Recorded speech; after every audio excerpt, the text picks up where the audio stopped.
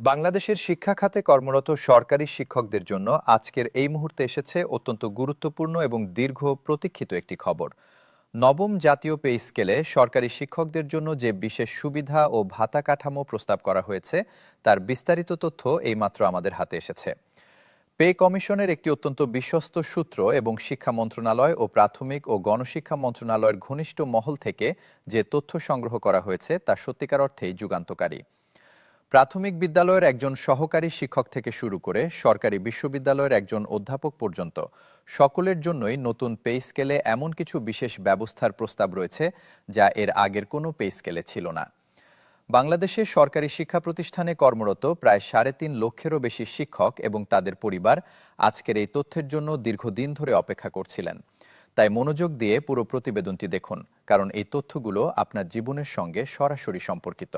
প্রথমেই বলা দরকার, বাংলাদেশের শিক্ষা ব্যবস্থায় শিক্ষকরা সবচেয়ে গুরুত্বপূর্ণ ভূমিকা পালন করেন। একটি জাতির ভবিষ্যৎ নির্মাণে যারা প্রতিদিন নিরলসভাবে কাজ করে যান তারা হলেন এই দেশের শিক্ষক সমাজ। অথচ দীর্ঘদিন ধরে এই শিক্ষকরা তাদের মেধা ও পরিশ্রমের তুলনায় অনেক কম বেতন ও সুবিধা পেয়ে আসছেন। বিশেষ করে প্রাথমিক বিদ্যালয়ের শিক্ষকরা যে বেতনে সংসার চালান তা শুনলে অনেকেরই মন খারাপ হয়ে যায়। একজন প্রশিক্ষিত শিক্ষক যিনি প্রতিদিন ৫০ থেকে ৬০ জন শিশুকে পাঠদান করেন, তার মাসিক বেতন দিয়ে ঢাকার মতো শহরে পরিবার চালানো কার্যত অসম্ভব। এই বাস্তবতা পরিবর্তনের জন্যই নবম জাতীয় পে স্কেলে শিক্ষকদের জন্য বিশেষ সুবিধার ব্যবস্থা করা হচ্ছে এবং এটি কার্যকর হলে বাংলাদেশের শিক্ষা ব্যবস্থায় একটি নতুন যুগের সূচনা হবে। নবম পে স্কেলে শিক্ষকদের জন্য সবচেয়ে আলোচিত এবং সবচেয়ে গুরুত্বপূর্ণ প্রস্তাবটি হল একটি বিশেষ শিক্ষক ভাতা বা টিচিং অ্যালাউন্স প্রবর্তন। এই ভাতা হবে শিক্ষকদের মূল বেতনের অতিরিক্ত এবং শুধুমাত্র শিক্ষকতা পেশায় নিয়োজিতদের জন্য প্রযোজ্য। পে কমিশনের সূত্র জানিয়েছে, এই টিচিং অ্যালাউন্সের পরিমাণ প্রাথমিক বিদ্যালয়ের শিক্ষকদের ক্ষেত্রে মূল বেতনের ন্যূনতম ২৫ থেকে ৩০% হতে পারে। মাধ্যমিক পর্যায়ের শিক্ষকদের জন্য এই হার ২০ থেকে ২৫% এবং বিশ্ববিদ্যালয় পর্যায়ের শিক্ষকদের জন্য ১৫ থেকে ২০% হতে পারে। এই বিশেষ ভাতা চালু হলে শিক্ষকদের মোট মাসিক প্রাপ্তি বর্তমানের তুলনায় উল্লেখযোগ্যভাবে বাড়বে এবং শিক্ষকতা পেশা আরও আকর্ষণীয় হয়ে উঠবে। প্রাথমিক বিদ্যালয়ের শিক্ষকদের জন্য নবম পে স্কেলে যে বিশেষ ব্যবস্থার প্রস্তাব রয়েছে তা জানতে হলে প্রথমে তাদের বর্তমান পরিস্থিতি বুঝতে হবে। বর্তমানে একজন সরকারি প্রাথমিক বিদ্যালয়ের সহকারী শিক্ষক গ্রেড ১৪ থেকে গ্রেড ১৩ এর মধ্যে বেতন পান। এই গ্রেডে মূল বেতন ১২ থেকে ১৪,০০০ টাকার মধ্যে, যা বর্তমান বাজার দরে অত্যন্ত অপ্রতুল। নবম পে স্কেলে প্রাথমিক শিক্ষকদের গ্রেড উন্নীত করার একটি সক্রিয় প্রস্তাব পে কমিশনের কাছে রয়েছে। বিশেষ করে প্রশিক্ষিত প্রাথমিক শিক্ষকদের গ্রেড কমপক্ষে ২ ধাপ উন্নীত করার দাবি দীর্ঘদিন ধরে শিক্ষক সংগঠনগুলো করে আসছে এবং এবার পে কমিশন এই দাবিকে গুরুত্বের সঙ্গে বিবেচনা করছে। গ্রেড উন্নীত হলে মূল বেতনও স্বয়ংক্রিয়ভাবে বাড়বে এবং টিচিং অ্যালাউন্স যোগ করলে মোট প্রাপ্তি হবে বর্তমানের প্রায় দ্বিগুণ। প্রাথমিক শিক্ষকদের জন্য আরেকটি বিশেষ সুবিধার প্রস্তাব রয়েছে, সেটি হলো প্রত্যন্ত এলাকা ভাতা। বর্তমানে দেশের দুর্গম হাওর এলাকায়, পার্বত্য চট্টগ্রামে, উপকূলীয় দ্বীপাঞ্চলে এবং প্রত্যন্ত গ্রামে পোস্টিং পাওয়া শিক্ষকরা কোনো বাড়তি ভাতা পান না। এই শিক্ষকরা নিজেদের সুযোগ সুবিধা ছেড়ে দিয়ে দেশের প্রতিটি কোণায় শিক্ষার আলো পৌঁছে দিচ্ছেন। তাদের এই ত্যাগের স্বীকৃতিতে নবম পে স্কেলে একটি বিশেষ প্রত্যন্ত এলাকা শিক্ষা ভাতা প্রবর্তনের প্রস্তাব রয়েছে। হাওর এলাকায় কর্মরত শিক্ষকদের জন্য এই ভাতার হার সবচেয়ে বেশি হবে, কারণ বর্ষা মৌসুমে সেখানে যাতায়াত ও জীবনযাপন অত্যন্ত কঠিন। পার্বত্য এলাকায় কর্মরত শিক্ষকদের জন্য একটি বিশেষ পার্বত্য ভাতার প্রস্তাব রয়েছে। মাধ্যমিক পর্যায়ের শিক্ষকদের জন্য নবম পে স্কেলে যে পরিবর্তনের প্রস্তাব রয়েছে তা নিয়ে এবার আলোচনা করা যাক। বর্তমানে সরকারি মাধ্যমিক বিদ্যালয়ের একজন সহকারী শিক্ষক গ্রেড ১০ থেকে গ্রেড ৯ এর মধ্যে বেতন পান। নবম পে স্কেলে এই শিক্ষকদের গ্রেড কাঠামোয় ইতিবাচক পরিবর্তন আসবে এবং বিষয়ভিত্তিক দক্ষতার ভিত্তিতে আলাদা বিশেষ ভাতার ব্যবস্থা করার প্রস্তাব রয়েছে। বিশেষ করে গণিত, বিজ্ঞান, ইংরেজি এবং তথ্য প্রযুক্তি বিষয়ের শিক্ষকদের জন্য একটি বিষয়ভিত্তিক বিশেষ ভাতা চালু করার কথা আলোচনায় রয়েছে, কারণ এই বিষয়গুলোতে দক্ষ শিক্ষকের সংকট দেশে তীব্র এবং এই সংকট দূর করতে বেশি বেতন ও ভাতার ব্যবস্থা করা জরুরি। মাধ্যমিক শিক্ষকদের জন্য পাঠ্যক্রম উন্নয়ন ভাতা চালু করার প্রস্তাবটিও নতুন পে স্কেলে বিশেষ গুরুত্ব পাচ্ছে। একজন মাধ্যমিক বিদ্যালয়ের শিক্ষককে শুধু ক্লাসে পাঠদানই নয়, বরং পাঠ পরিকল্পনা তৈরি, পরীক্ষার প্রশ্নপত্র প্রণয়ন, উত্তরপত্র মূল্যায়ন এবং অতিরিক্ত কর্মকাণ্ড পরিচালনার মতো বহু কাজ করতে হয়। বর্তমানে এই অতিরিক্ত কাজের জন্য কোনো আলাদা ভাতার ব্যবস্থা নেই। নবম পে স্কেলে একটি একাডেমিক ওয়ার্কলোড অ্যালাউন্স বা শিক্ষা কার্যভার ভাতা চালু করার প্রস্তাব রয়েছে, যা শিক্ষকদের অতিরিক্ত শিক্ষা সংক্রান্ত কাজের স্বীকৃতি দেবে। এছাড়াও বোর্ড পরীক্ষার প্রশ্নপত্র প্রণয়ন ও উত্তরপত্র মূল্যায়নের জন্য যে সম্মানী দেওয়া হয়, সেটি বর্তমানের তুলনায় উল্লেখযোগ্যভাবে বাড়ানোর প্রস্তাব পে কমিশনের কাছে রয়েছে। উচ্চ মাধ্যমিক পর্যায়ে শিক্ষকদের জন্য নবম পে স্কেলে বিশেষ ব্যবস্থার কথা আলোচনায় রয়েছে। সরকারি কলেজের শিক্ষকরা বর্তমানে বিসিএস শিক্ষা ক্যাডারের অন্তর্ভুক্ত এবং তারা সাধারণ প্রশাসন ক্যাডারের সমপর্যায়ে বেতন পান। কিন্তু একজন কলেজ শিক্ষককে পাঠদানের পাশাপাশি গবেষণা ও প্রকাশনার কাজও করতে হয়, যা সাধারণ প্রশাসনিক কর্মকর্তাদের করতে হয় না। এই বাড়তি একাডেমিক দায়িত্বের স্বীকৃতিতে কলেজ শিক্ষকদের জন্য একটি বিশেষ একাডেমিক রিসার্চ অ্যালাউন্স বা গবেষণা ভাতা চালু করার প্রস্তাব নবম পে স্কেলে রয়েছে। এটি কার্যকর হলে কলেজ শিক্ষকরা গবেষণামূলক কাজে আরও মনোযোগ দিতে পারবেন এবং শিক্ষার মান উন্নত হবে। সরকারি বিশ্ববিদ্যালয়ের শিক্ষকদের জন্য নবম পে স্কেলে যে পরিবর্তনের প্রস্তাব রয়েছে তা বিশেষভাবে উল্লেখযোগ্য। বর্তমানে সরকারি বিশ্ববিদ্যালয়ের শিক্ষকরা বিশ্ববিদ্যালয় মঞ্জুরি কমিশনের বেতন কাঠামো অনুযায়ী বেতন পান।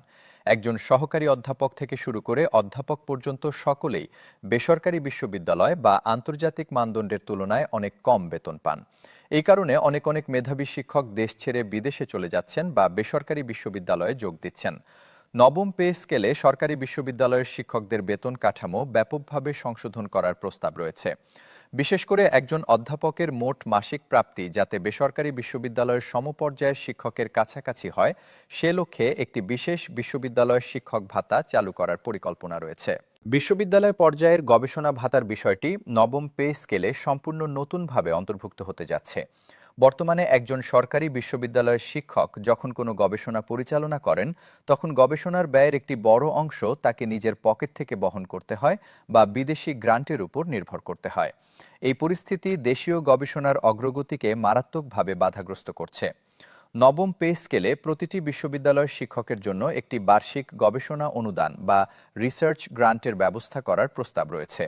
এই অনুদান শিক্ষকের পদমর্যাদা অনুযায়ী নির্ধারিত হবে এবং এটি ব্যবহার করে শিক্ষকরা তাদের গবেষণা কার্যক্রম পরিচালনা করতে পারবেন। এই পদক্ষেপটি বাস্তবায়িত হলে বাংলাদেশের একাডেমিক গবেষণার মান উল্লেখযোগ্যভাবে বৃদ্ধি পাবে। শিক্ষকদের পেশাগত উন্নয়ন ভাতার বিষয়টিও নবম পে স্কেলে বিশেষ গুরুত্ব পাচ্ছে। একজন শিক্ষক যদি উচ্চতর ডিগ্রি অর্জন করেন বা বিশেষ প্রশিক্ষণে অংশগ্রহণ করেন, তাহলে তার পেশাগত দক্ষতা বৃদ্ধি পায় এবং শিক্ষার্থীরা আরও ভালো শিক্ষা পান। কিন্তু বর্তমানে এই ধরনের পেশাগত উন্নয়নের জন্য কোনো আলাদা আর্থিক সহায়তার ব্যবস্থা নেই। নবম পে স্কেলে একটি পেশাগত উন্নয়ন ভাতা চালু করার প্রস্তাব রয়েছে, যা শিক্ষকরা উচ্চতর ডিগ্রি অর্জন, বিশেষ প্রশিক্ষণ গ্রহণ বা দেশে বিদেশে কর্মশালায় অংশগ্রহণের ক্ষেত্রে পাবেন। এছাড়াও একাডেমিক পত্রিকায় গবেষণাপত্র প্রকাশের জন্য একটি বিশেষ প্রকাশনা ভাতার প্রস্তাবও আলোচনায় রয়েছে, যা শিক্ষকদের গবেষণামুখী করে তুলবে। শিক্ষকদের বাড়ি ভাড়া ভাতার বিষয়টি নবম পে স্কেলে বিশেষ মনোযোগ পাচ্ছে। বর্তমানে অনেক শিক্ষক সরকারি আবাসনের সুবিধা পান না এবং তাদের বাড়ি ভাড়া ভাতা দিয়ে বাসস্থানের ব্যবস্থা করতে হয়। বিশেষ করে ঢাকা ও চট্টগ্রামের মতো বড় শহরে যে বাড়ি ভাড়া ভাতা পান, তা দিয়ে স্কুলের কাছাকাছি একটি মোটামুটি মানের বাড়ি ভাড়া নেওয়া কঠিন। নবম পে স্কেলে শিক্ষকদের বাড়ি ভাড়া ভাতা উল্লেখযোগ্যভাবে বাড়ানোর প্রস্তাব রয়েছে। পাশাপাশি যে শিক্ষকরা বিদ্যালয়ের কাছাকাছি বাস করেন, তাদের জন্য একটি বিশেষ স্থানীয় আবাসন ভাতা চালু করার কথাও আলোচনায় রয়েছে। কারণ শিক্ষক যদি বিদ্যালয়ের কাছাকাছি থাকেন, তাহলে তিনি শিক্ষার্থীদের জন্য আরও বেশি সময় দিতে পারেন। শিক্ষকদের অবসরকালীন সুবিধার বিষয়টিও নবম পে স্কেলে গুরুত্বের সঙ্গে বিবেচিত হচ্ছে।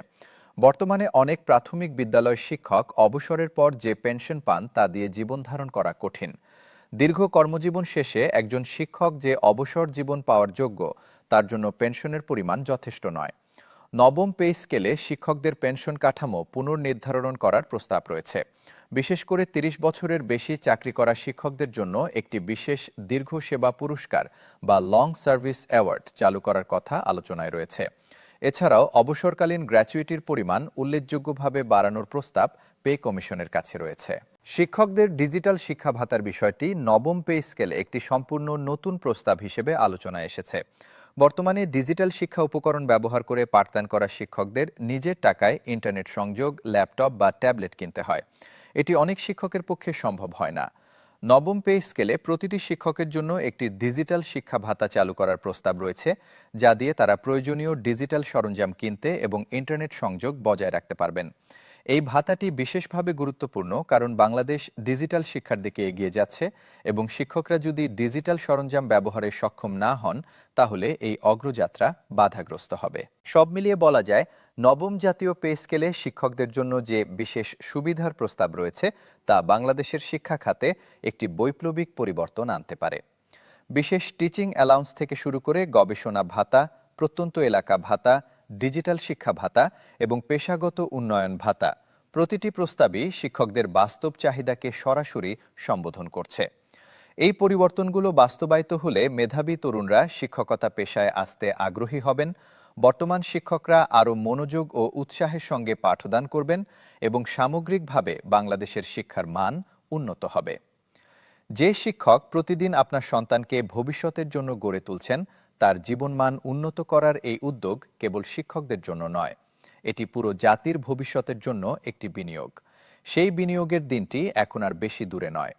দেশ স্থিতিশীল হলেই এই বিশেষ সুবিধাগুলো বাস্তবে রূপ নেবে এবং বাংলাদেশের শিক্ষক সমাজ তাদের দীর্ঘদিনের প্রাপ্য স্বীকৃতি ও সম্মান পাবেন।